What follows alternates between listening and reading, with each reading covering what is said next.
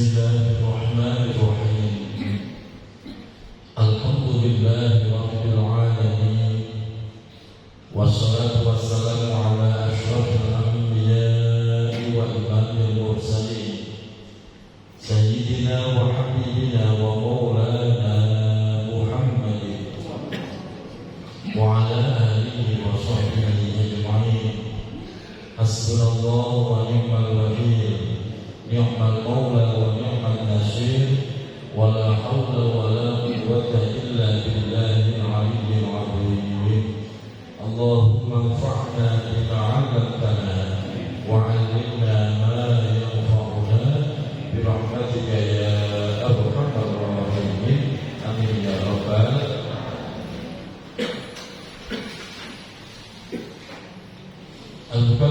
Seluruh pengurus DKM Masjid Jami Al-Barakah, Ketua DKM Bapak Jabul Jabar, seluruh para guru, para asatidz, orang tua kita, Bapak Ustaz Burhanuddin, Bapak Ustaz Abdul Wasim, Bapak Majikan Nabi, dan seluruh para tokoh masyarakat, Bapak RT, Bapak RW, seluruh jamaah Bapak Ibu yang hadir pada kesempatan malam hari ini, semuanya semoga kita semua senantiasa Allah sehatkan lahir batin kita, Allah tambah keberkahan hidup kita, Allah istiqomahkan kita di dalam kebaikan, dan telah wafatkan dalam keadaan husnul khotimah. Amin ya rabbal alamin.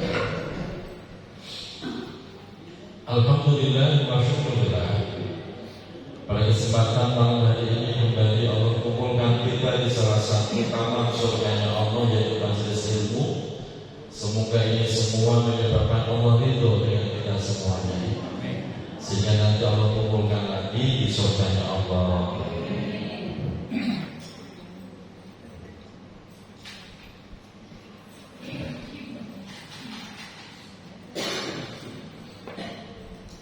Bapak Ibu jamaah yang dirahmati Allah, kembali kita melanjutkan kajian Nashihul Ibad.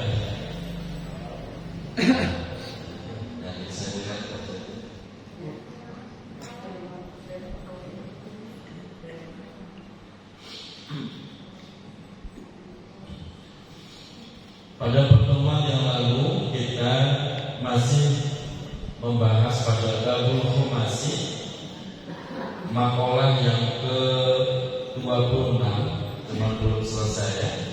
Saya ulang sedikit. Pada makalah yang ke-26 tersebut, yaitu tentang bagaimana umat Rasulullah, kita semua di umat zaman, itu lebih mencintai 5 perkara dan melupakan 5 perkara. Yang pertama, kedua, ketiga sudah kita bahas. Sekarang yang keempat. Yang keempat,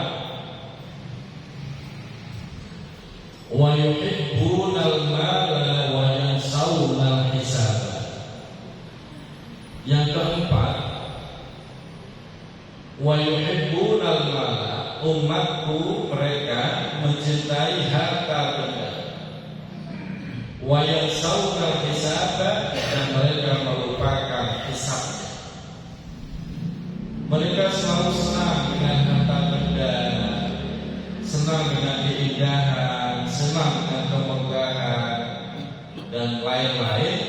Yang mana kesenangan-kesenangan itu membuat mereka lupa bahwa semua ada hisabnya, ada perhitungannya, ada pertanggungjawabannya. Oleh karena itu, ini kita diingatkan, senang boleh, memang manusiawi, fitrah manusia itu senang, Pak. Tapi ingat, kesenangan kita jangan sampai justru malah menjadi beban. Beban kita besok ketika menghadap kepada Allah Subhanahu wa Ta'ala. Ibu bapak senang motor, silakan. Tapi pastikan motor itu benar-benar bapak ibu manfaatkan untuk kebaikan, untuk ibadah, sehingga motor itu menjadi pahala yang luar biasa yang akan menolong kita besok di kehidupan akhirat. Jangan karena senang motor, setiap ada keluaran terbaru beli, ada keluaran terbaru beli, apa baik merek ada di rumah, dipakainya enggak, cuma dikoleksi. Orang seperti itulah orang yang lupa, pikirannya kalau nggak dipakai nggak ada hisabnya, justru malah dihisab berat. Makanya para penghobi susah kalau bilangin orang hobi, Pak. Ya, hobi apa ya, apa saja. Dulu ada hobi batu cincin, ya, luar biasa tuh, orang nggak cukup satu batu cincin, betul, bisa seplastik resak, bisa setoples seperti itu. Pengen batu ini, batu itu, nggak ada pas-pasnya. Yang hobi sepeda ya begitu, sepeda ini, sepeda itu, apalagi yang hobi barang antik lebih parah itu.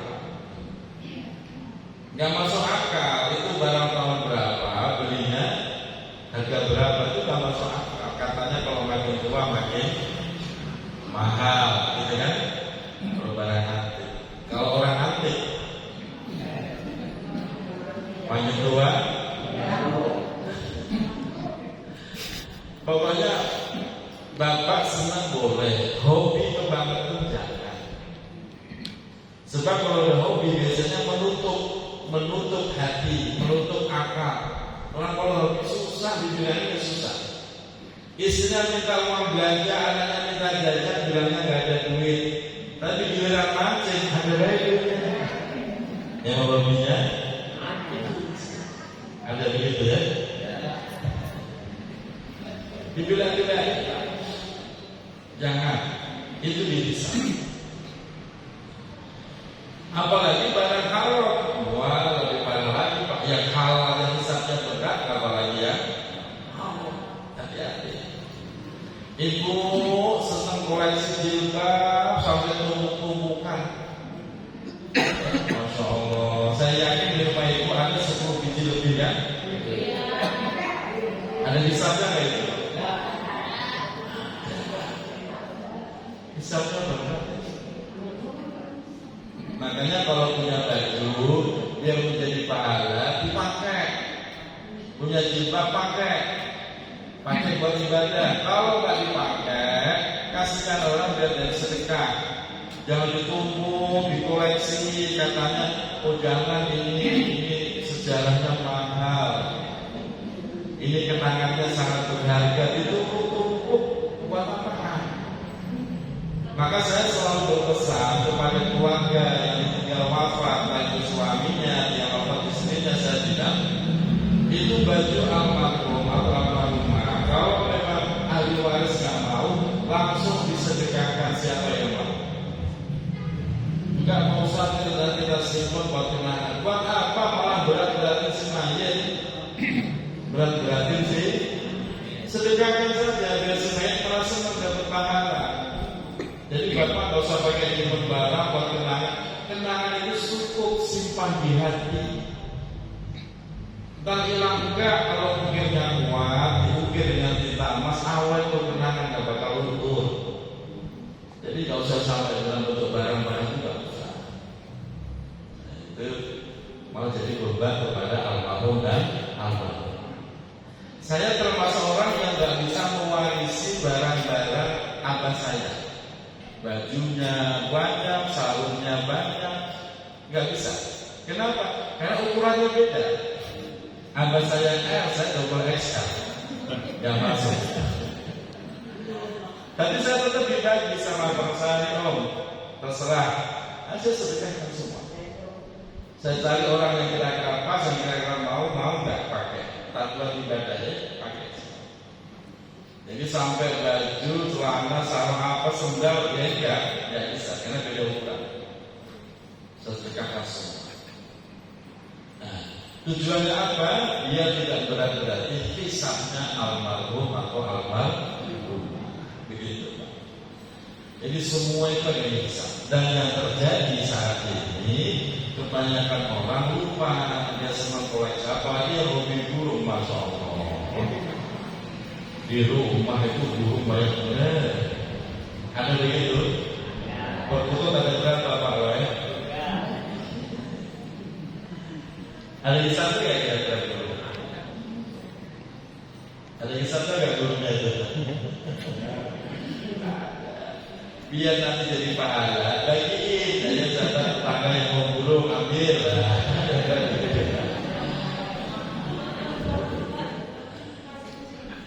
Biar hisabnya nggak berat.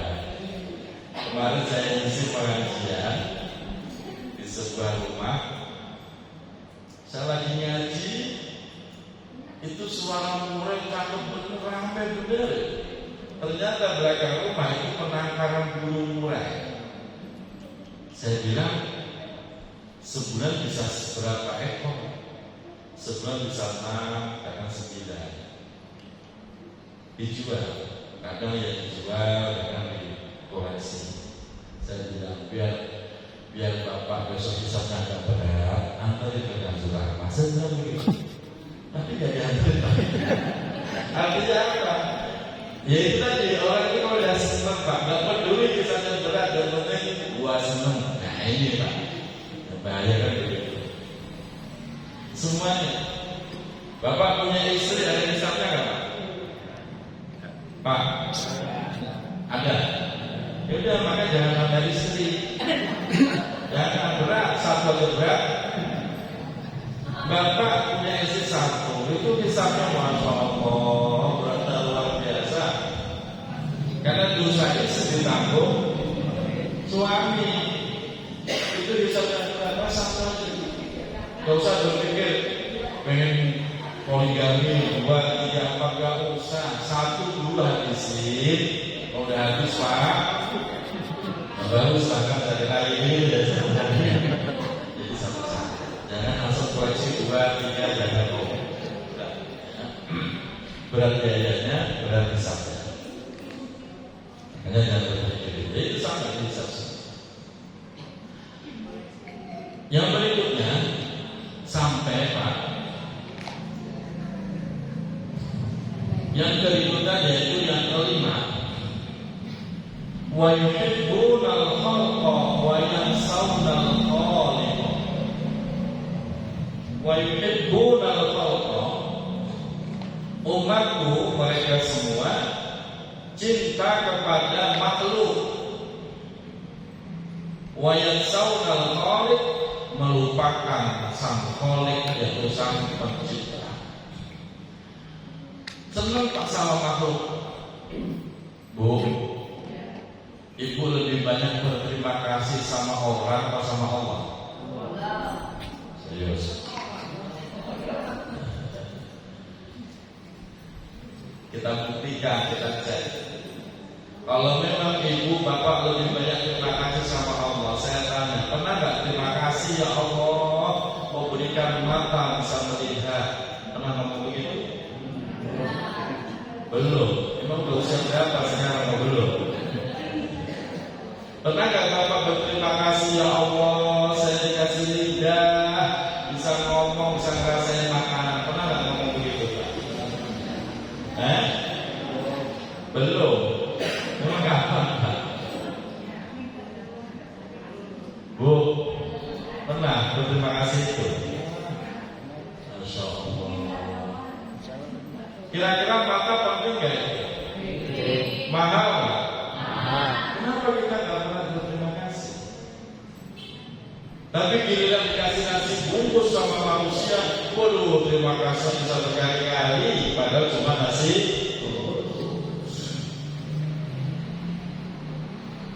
Ada sebuah kisah, yaitu tadi Bu, seorang hamba makin hari makin begitu, dia lebih memuja makhluk daripada memuja Khaliq sang pencipta.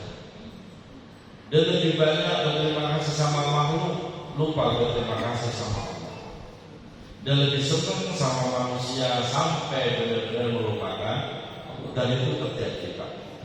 Padahal ayat Al-Quran itu bunyinya begini dalam surah Luqman, Anishkurli wali walidayka ilayyal masir. Anishkurli, kalian tuh bersyukurlah kepadaku. Terus kedua kepada siapa? Wali walidayka, bersyukurlah kepada kedua orang tuamu. Jadi kalau mau berterima berterima kasih, urutannya pertama berterima kasihlah kepada Allah. Karena kita itu hanya sebongkah daging, sebongkah kotoran yang dikasih ruh biar kita bisa menikmati hidup beribadah kepada Allah. Kok dikasih hidup ternyata nggak ibadah, itu orang nggak berterima kasih. Apalagi kalau diperinci satu-satu, masya Allah, banyak sekali nikmat Allah yang belum kita usah berterima kasih sampai detik ini. Betul? Padahal fabi ayyi ala'i rabbikuma tukadziban, nikmat Tuhan mana yang memutuskan. Setelah kita berterima kasih sama Allah, berterima kasihlah kepada kedua orang tua. Bu, sudah pernah berterima kasih kepada orang tua? Masya Allah. Maka kemarin saya buat status karena saya merasa apa ya? Merasa miris hati saya ketika anak-anak ini sudah sebagian luar biasa, dia berterima kasih sama gurunya, berterima kasih sama temannya, bahkan menganggap idola dia adalah si A, si B, si C, orang-orang hebat, orang sukses. Saya miris, kenapa nama orang tua gak kau sebutkan? Padahal orang kaya, orang yang paling dermawan itu ya orang tua kita. Betul? Dari orang, dari bayi kita dilahirkan, orang tua memberikan kasih sayangnya itu 100%, sepenuh hati, 24 jam non-stop. Betul? Menghantarkan kita sampai dewasa. Mana ada orang kaya yang sanggup membiayai kita sampai ke orang kalau itu? Mana ada orang yang sedermawan itu? Enggak ada. Yang paling kaya, paling hebat, paling dermawan adalah orang. Makanya perintah Allah, bersyukurlah kepada ibu dan kedua orang tua. Dan sekarang mereka lebih berterima kasih sama bosnya, sama pimpinannya. Sementara orang tua dianggapnya nggak berperan dalam kehidupan. Itu anak model bagaimana? Makanya di sini kita latihan mencintai makhluk dalam rangka menghantarkan kepada kesyukuran kepada Allah. Jadi dalam kajian tasawuf begini, puncak kecintaan seorang hamba terhadap Allah adalah saat hamba itu mampu menyayangi seluruh makhluknya Allah. Saya ulang, puncak kemuliaan cinta seorang hamba kepada Allah itu ketika seorang hamba mampu menyayangi seluruh makhluknya Allah. Ini berbeda dengan kalimat yang kita bahas. Yang kita bahas barusan, orang-orang lebih cinta makhluk melupakan Allah sang pencipta. Padahal harusnya ibu silakan sayang sama suami boleh, tapi dalam rangka apa? Dalam rangka menyayangi Allah dan yang menciptakan suami kita. Jangan beda-beda cinta mati sama suami, akhirnya berani-berani meninggalkan perintah Allah. Ya jadi, bapak ibu cinta sama anak boleh, namanya orang tua cinta sama anak. Tapi pastikan cinta kita kepada anak dalam rangka bersyukur dan mampu menghantarkan anak kepada pribadi yang bertaat kepada Allah. Jadi semuanya itu ke satu titik yang namanya Al-Khaliq, sang pencipta. Jadi silakan bapak ibu cinta apa saja silakan. Tapi semua arahkan pada satu titik itu adalah Al-Khaliq dan yang pencipta. Nah disitulah nanti puncak kecintaan seorang hamba terhadap Tuhan. Jadi begitu. Masih dianggap salah kalau ada orang ngaku cinta sama Allah, tapi dia mencaci ciptaan Allah. Salah besar. Contoh umpamanya, bapak pagi-pagi dibuat sarapan sama istri. Ternyata sarapan enggak sesuai harapan. Terus bapak caci itu, sarapan kayak begini kayak enak-enaknya. Ketika bapak mencaci makanan itu, hakikatnya mencaci siapa? Mencaci istri. Tersinggung nggak istri? Ketika itu bapak mencaci istri, itu hakikatnya mencaci siapa? Sang pencipta istri, yaitu Allah Subhanahu. Makanya orang yang benar-benar mencintai Allah, dia tidak akan berani mencaci makhluknya Allah. Sekarang kan nggak dikit-dikit di medsos tuh ya, dikit-dikit caciannya luar biasa. Itu munafik, itu kafir. Masya Allah. Jangan. Makanya orang yang benar-benar sayang sama Allah, semua makhluk itu disayangi. Ya manusia, ya binatang, ya tumbuhan, semua disayangi. Dalam rangka apa? Menyayangi Allah Subhanahu wa ta'ala. Jelek-jelek begitu juga makhluknya. Beda dengan kalimat ini, dia cinta sama makhluk bukan karena Allah, tapi cintanya malah menutup hati dari mengenal Allah. Itu yang salah. Bapak senang handphone silahkan, tapi pastikan handphone itu bisa menghantarkan kepada Allah. Caranya apa? Ya ini buat meeting, pengajian, kebaikan, jadi pahala, jadi jadian. Silahkan.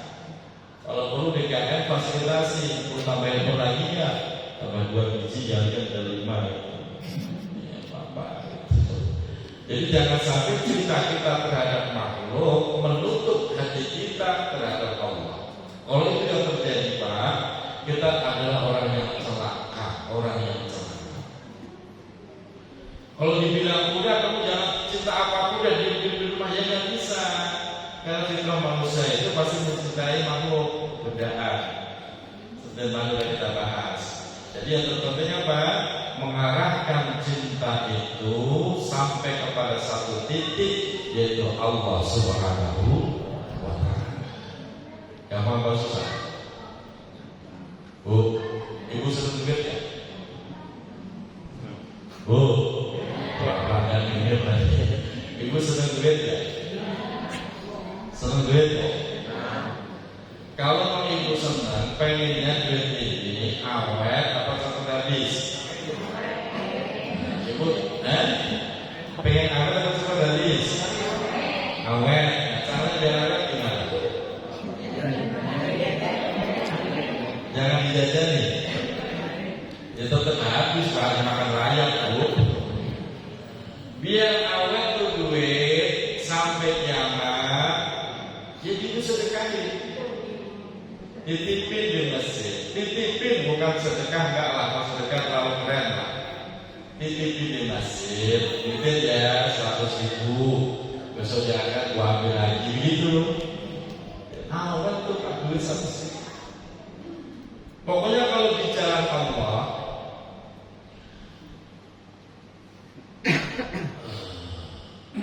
ada sebuah ungkapan.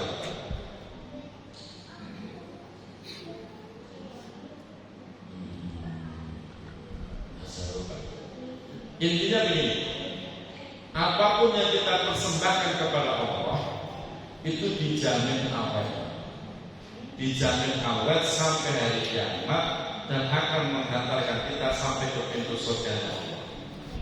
Itu dijamin. Apapun, entah itu harta benda, entah itu tenaga, entah itu ilmu, pikiran, perhatian yang kita curahkan kepada Allah, itu merupakan manifestasi, merupakan investasi yang paling bagus, yang paling berharga dan paling bernilai dan menolong kita besok di kehidupan akhirat. Makanya berapapun duit yang Bapak Ibu sedekahkan, yang Bapak Ibu miliki, pastikan Ibu ambil untuk sedekah, biar Ibu nggak rugi nanti. Kalau cuma berpikir biaya makan, biaya minum, biaya ini itu sifatnya sementara. Tapi untuk akhirat jangan pernah dilupakan. Berapa persen? Monggo semampunya Bapak Ibu. Mampunya 2,5% monggo, mampunya 10% monggo, mampunya 50% monggo. Karena nanti sahabat juga beda-beda. Kalau Sayyidina Abu Bakar itu 100%. Ada sebuah kisah ketika Rasulullah akan berperang, dikumpulkan para sahabat, wahai sahabatku, kita akan melakukan sebuah peperangan melawan serangan daripada orang kafir. Dan itu butuh biaya yang besar. Siapa yang ingin bersedekah membantu agama Allah, silakan. Ditanya tuh Abu Bakar, kamu berapa? Jawab Abu Bakar, aku sedekahkan seluruh hartaku ya Rasulullah. Sampai Rasulullah mengulang, dan bagaimana buat keluargaku? Buat keluargaku Allah wa Rasul, cukuplah Allah dan Rasul. Itu Abu Bakar. Umar bin Khattab ditanya, bagaimana engkau Umar bin Khattab? Aku sedekahkan separuh hartaku, ibarat semangka belah dua. Jadi level keimanan seseorang itu beda-beda. Nah mungkin kita belum sampai ke level Abu Bakar. Jangan jangan dulu. Takutnya bapak sedekahkan semua tuh bapak sampai rumah cerai sama istri bahaya. Iya lah bapak sedekahkan semua, istri nggak terima cerai. Makanya jangan 100%. Berapa kan? Usahakan kita punya sebuah prioritas. Setiap kali kita dapat nikmat, ambil sisihkan buat Allah, buat agamanya. Latihan Pak Bu, dari sekarang latihan. Apapun rezekinya, apapun profesinya. Umpamanya mohon maaf, umpamanya ada yang kerjaannya nge-grab, sekali tarik dapat berapa? 30.000. Bapak ambillah dari 30.000 itu. Terserah mau 3.000-nya boleh segera masukin di jalan Allah. Nanti ada lagi narik lagi dapat 20.000, ambil lagi berapa? Sisihkan terus. Biar kita tidak jadi orang yang rugi, udah capek, ya kan? Duit sampai rumah juga habis, di akhirat nggak punya tabungan. Ini makanya kalau bisa ya di dunianya nabung, di akhiratnya juga nabung. Jangan sampai dunianya kosong, akhiratnya kosong. Jangan. Nah disinilah bagaimana kita diajarkan untuk mencintai al-Khaliq segala-galanya. Kalau toh kita harus mencintai makhluk, itu dalam rangka sarana untuk mencintai Allah. Silakan. Senang baju yang bagus-bagus silakan beli, tapi buat ibadah. Jangan disimpan kondangan doang dipakai, jangan. Sayang nanti. Nah itu saja. Semoga kita semua diberikan kemampuan mengamalkan itu semua. Amin ya rabbal alamin. Selesai makalah yang ke-26. Sekarang kita lanjut, masih ada waktu. Kita lanjut makalah yang ke-27. Bismillahirrahmanirrahim. Wal maqalatu sabi'atu wal isyruna. Makalah yang ke-27 ini qala Yahya ibnu Mu'ad ar-Razi rahimahullah, yaitu telah menyampaikan sebuah nasihat Imam Yahya bin Mu'ad ar-Razi rahimahullah, semoga Allah selalu merahmati beliau, fil munajat, di dalam munajatnya.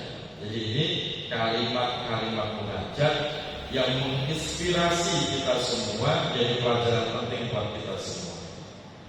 Beliau di dalam munajatnya, mari kita bahas munajat itu apa?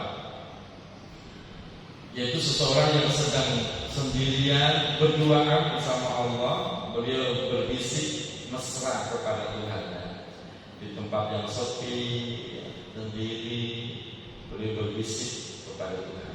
Nah ini munajat. Ilahi la yatibul lailu illa bimunajatika. Kalimat munajat yang pertama dari Imam Yahya ini, Ilahi wahai Tuhanku, la yatibul lailu, malam tidak terasa indah, illa illa bimunajatika, kecuali dengan bermunajat kepadamu. Bu, orang kalau sudah mengenal Tuhannya dengan baik, dia itu sangat menikmati kesendiriannya. Sendiri dia baca Quran, sendiri dia zikir, sendiri dia muhasabah, sendiri doang. Di tengah malam orang-orang pada tidur gelap, sepi, dia merasa asik bersama Tuhan. Itu namanya munajat. Makanya sempetin Pak Bu, sempetin setiap malam ada waktu yang Bapak luangkan untuk berdua-duaan hanya dengan Allah. Walaupun cuma 5 menit, 10 menit saja. Nanti Bapak Ibu merasakan bagaimana Allah menyuburkan keimanan kita. Yang tadinya suka galau itu akan hilang dengan sendirinya. Yang tadinya banyak masalah itu satu-satu akan Allah selesaikan dengan cara yang mudah. Yang tadinya stres mulu, stresan itu akan diganti dengan sebuah kesabaran yang luar biasa. Jadi seperti setiap malam untuk berduaan dengan Allah tanpa ada gangguan apapun. Itu maka malam itu akan terasa begitu indah, begitu menyenangkan. Pagi hari Bapak Ibu akan diliputi kebahagiaan. Di hati rasanya girang. Orang nanya juga bingung, kayaknya girang banget, ada apa sih? Ya pokoknya girang. Itu hasil munajat. Girang. Suasana hati itu enak. Walaupun gak megang duit tetap enak. Beda. Kenapa senang? Habis terima duit nih. Kalau itu kan semua orang dapat pasti senang. Yang setelah itu kesenangan dia tidak tergantung kepada kebudayaan. Itu hasil munajat. Maka Bapak Ibu latih seperti bangun waktu sebentar 10 menit saja. Ya Allah, ya Allah, 10 menit saja. Biar hati ini makin hari juga makin bersih, makin bagus, makin kokoh keimanannya. Baca Quran, yang bisa baca Quran ya baca Quran. Yang pengen menghafal Quran ya menghafal Quran. Ibu kemana hari anak ikut gak tasnya di sini? Bu, ikut kan? Bapak-bapaknya ikut kembali dari anak kemarin di sini. Ikut kan? Enak gak bu ngaji Quran? Ibu biasa kan? Gak usah banyak-banyak. Mau tidur, gak usah banyak-banyak. 1 juz saja. Kenapa Pak? Sedikit tuh. Sedikit itu apa kebanyakan? Yes. Dia semampunya lah. Boleh baca. Kalau pengen mendapati malam ini penuh dengan keindahan seperti munajat. Yang kedua, wala yaqibun naharu illa bi ta'atika. Wala yaqibun nahar, siang tidak terasa indah illa bi ta'atika, kecuali dengan taat kepadamu. Orang kalau tidak menemukan kebahagiaan saat beribadah itu bahaya sekali. Bahayanya apa? Dia akan mencari kebahagiaan di tempat kemaksiatan. Saya ulang Pak. Orang kalau nggak bisa menemukan kebahagiaan saat ibadah, dia akan mencari kebahagiaan dengan cara maksiat atau di tempat kemaksiatan. Itu bahayanya. Kenapa? Karena semua orang ini yang pengen mendapatkan kebahagiaan. Cuma ada yang jalurnya benar, ada yang jalurnya salah. Maka pastikan ketika Bapak ibadah serius, kita sholat serius, biar Bapak menemukan kebahagiaan di dalam sholat itu. Kalau orang sudah menemukan bahagia saat ibadah, dia nggak akan mencari bahagia di tempat maksiat. Saya jamin, betul? Ngapain maksiat mabuk? Toh saya menemukan kebahagiaan ketika sholat.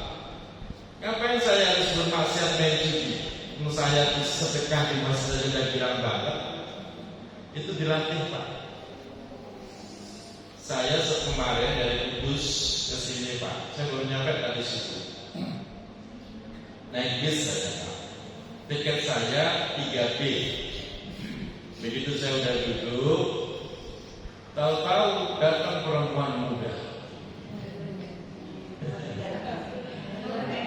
Bagus. Permisi Pak, saya 3A. Berarti kan sebelah saya Pak.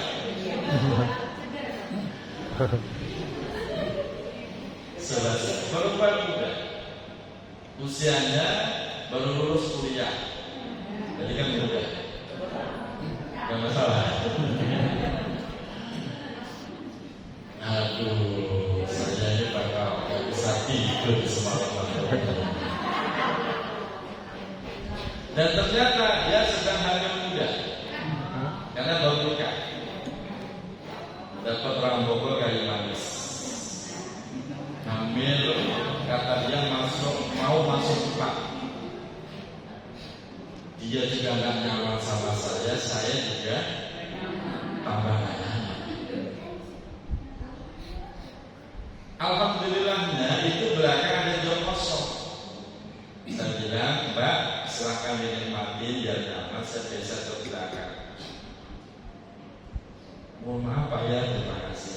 Ya udah, saya coba dekat WC, ke toilet. Setiap kali orang buka pintu toilet, langsung kok mesinnya itu keras.